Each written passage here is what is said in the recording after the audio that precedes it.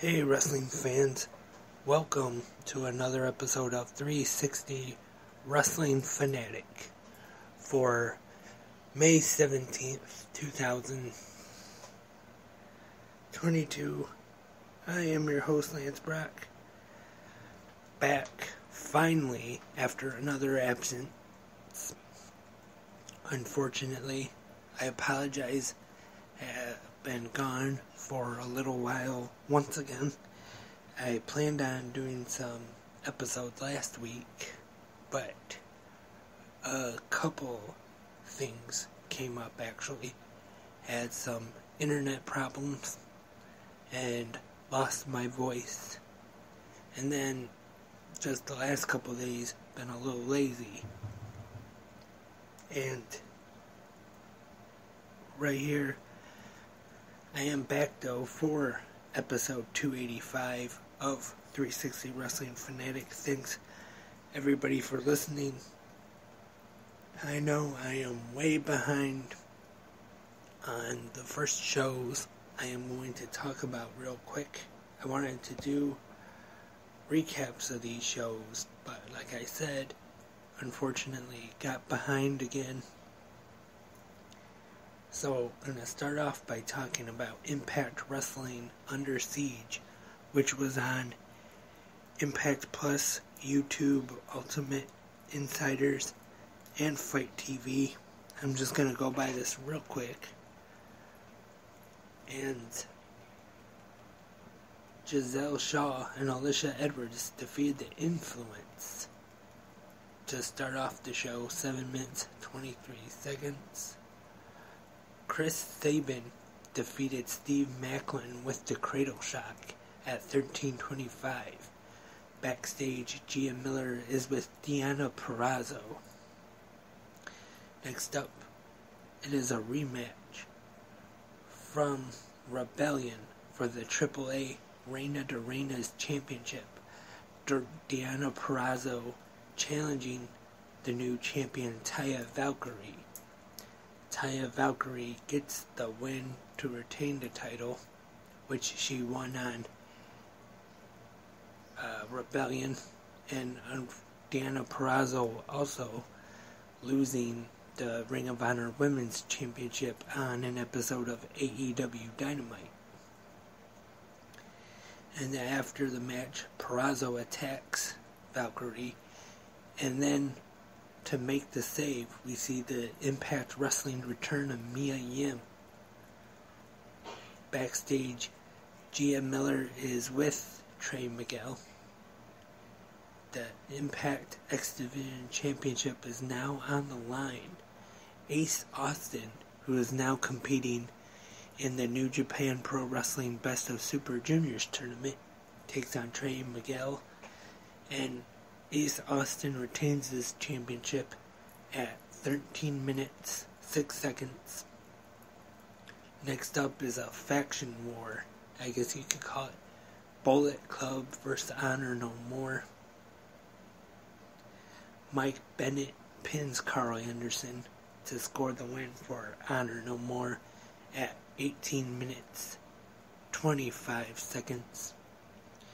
The Impact Knockouts Championship is now on the line. Tasha Steelz retains against Havoc, 10 minutes, 28 seconds.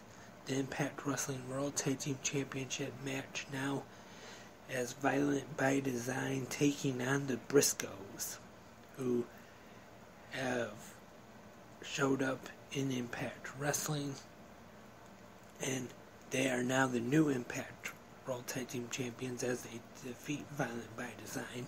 11 minutes, 23 seconds. And we got Moose in the ring. And then we see the return of former Impact World Champion Sami Callihan. The Impact World Championship is now on the line. Josh Alexander taking on New Japan Pro Wrestling star Tomohiro Ishii.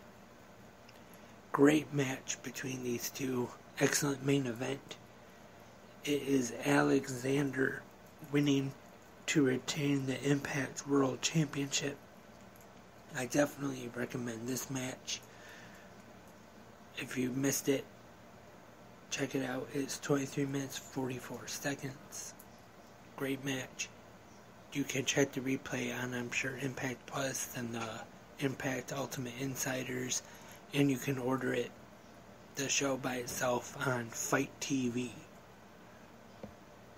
Another show I just want to go over real quick that took place during that little absence. WWE Wrestlemania Backlash. First off, we start off with Cody Rhodes getting the win against Seth Rollins at 18:42. Omos defeating Bobby Lashley, 8 minutes 52 seconds. Edge versus AJ Styles, as we see a new member of Edge's faction, along with Damian Priest, the Judgment Day, Rhea Ripley. She interferes, costing AJ Styles the victory. Edge wins via submission 15-22.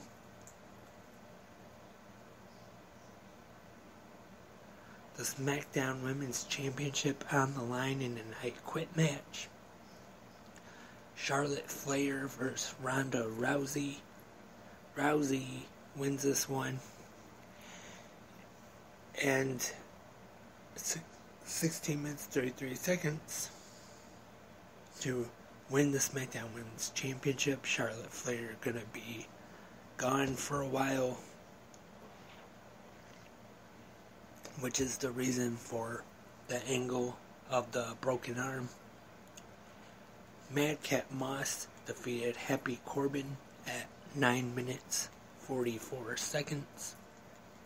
And in the main event, the 6-man tag, RK McBro, the Raw World Tag Team Champions, RK Bro, Randy Orton, and Riddle, teaming with Drew McIntyre to take on the Bloodline, the SmackDown Universal Champion, and the Usos, when Roman Reigns pins Riddle 22 minutes 12 seconds.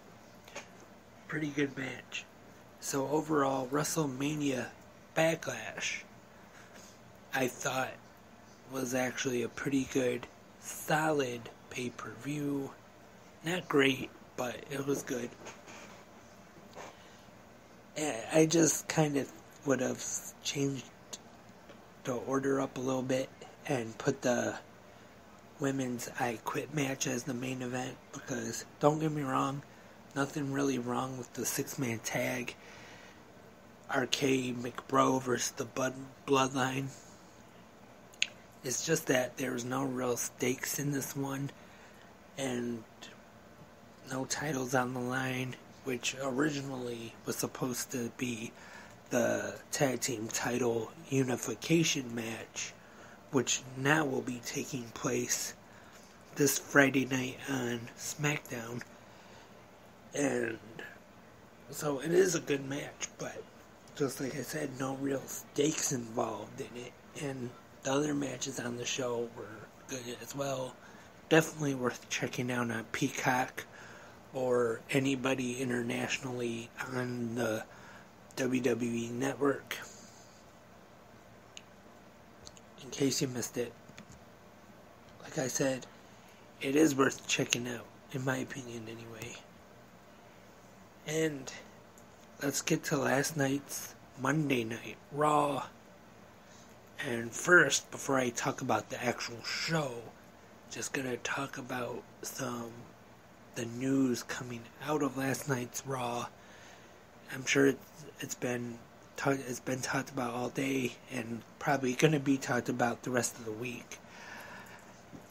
And that is the WWE Women's Raw Tag Team Women's Tag Team Champions, not just Raw, but Sasha Banks and Naomi walking out of the arena, leaving Raw.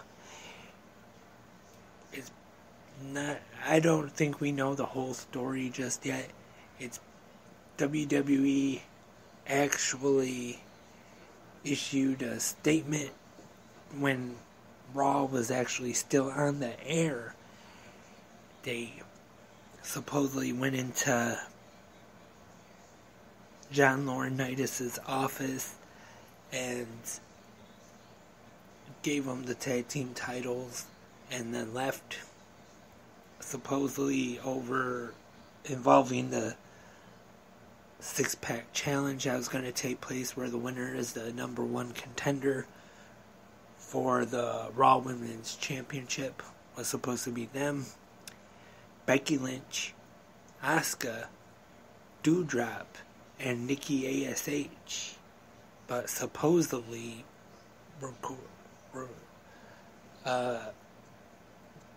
according to the statement by WWE, is they were uncomfortable being in the ring with two of the wrestlers in that match, which doesn't make too much sense to me.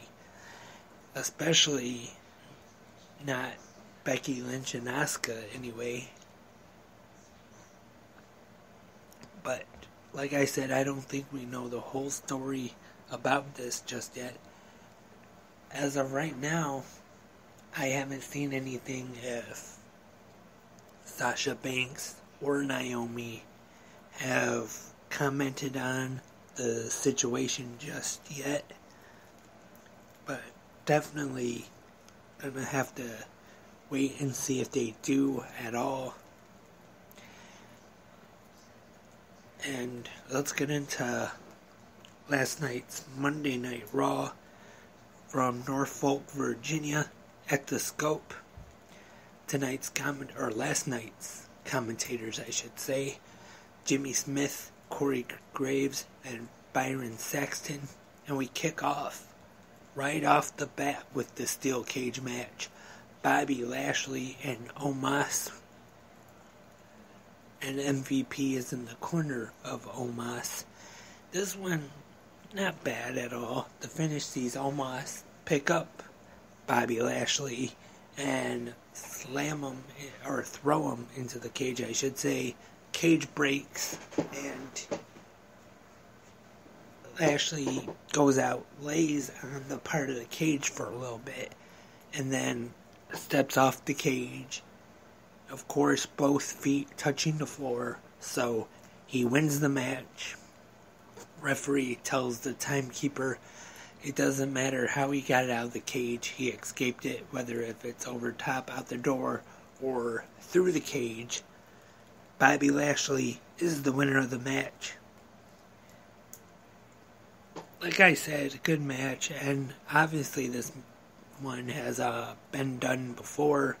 The most famous time was from St. Valentine's Day Massacre, the cage match with Austin and McMahon, when Paul White made his debut in the WWF, came in and threw Austin through the cage,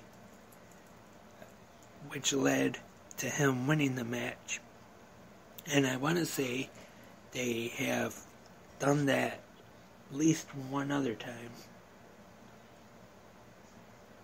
since then.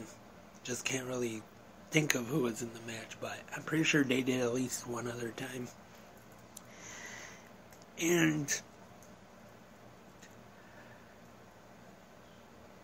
the thing is that I thought it was kind of funny. They acted like this was the first time this ever happened, that it's never happened before, and that was kind of funny.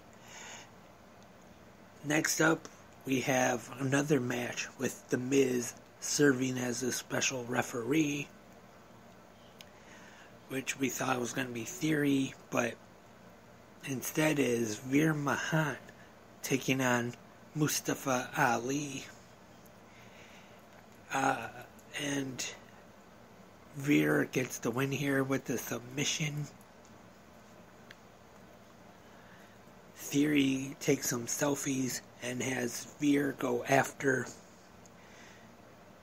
Ali again, about to lock in the submission on the announce table like he has been doing to his victims as of late. But then we see the Mysterios, Ray and Dominic, make their return to Monday Night Raw for the save. And next up, we have one half of the Raw World Tag Team Champions taking on one half of the SmackDown World Tag Team Champions, Riddle versus Jimmy Uso. Jey Uso in the corner of Jimmy Uso, but no Randy Orton tonight. But Riddle still picks up the victory, defeats Jimmy Uso. And like I mentioned a couple minutes ago, this Friday night on SmackDown, we're going to see the tag team title unification match that we were supposed to see at Wrestlemania Backlash. RK Bro taking on the Usos this Friday night on SmackDown. AJ Styles and Finn Balor, while they were in the back, they asked Liv Morgan with the whole thing with the Judgment Day if they could watch each other's back. She says she'll think about it, and then she comes out with them in their corner as they take on Los Lotharios. And Cody Rhodes in the ring to to challenge Seth Rollins in a match at Hell in a Cell. Rollins appears on the Titantron and accepts Chad Gable taking on Ezekiel, the brother of Elias, which they got the DNA results back, and there was a mistake because of barbecue sauce, which was from Otis, and Chad Gable wins this one, Ezekiel wins this one. And then we have the new main event of Raw, which, like I talked about, Sasha Banks and Naomi leaving, so the main event had to be changed. And the new match we got was Asuka taking on Becky Lynch, the winner, to challenge the Raw Women's Champion Bianca Belair at Hell in a Cell. Belair was on commentary for this one. Pretty good match, and it is Asuka becoming the new #1 contender. So overall, not a bad episode of Raw. Kinda average, but still not too bad. And like I said, we gotta pay attention to the news, see if anything new comes out about the situation with Sasha Banks and Naomi. One thing interesting, though, was that I heard an interview with the Road Dogg on Busted Open from this morning, and he said that he actually thinks it's a work, and it was because of the statement WWE made saying Raw is a scripted live TV show, and talking about how they had time to rehearse and go over the match. But I don't know. It definitely wouldn't surprise me if this is a work, but I don't know. So just have to stay tuned to that. Tomorrow night, Dynamite, we'll see the Jokers in the Owen Hart Foundation tournament. That should be interesting to see. And hopefully I'll be back soon if I can get back to do another episode. Hopefully talk about tomorrow night's episode of AEW Dynamite and any other news going on in the world of pro wrestling. Hopefully I will stay back this time. Thank you everyone for tuning in tonight to this episode of 360 Wrestling Fanatic.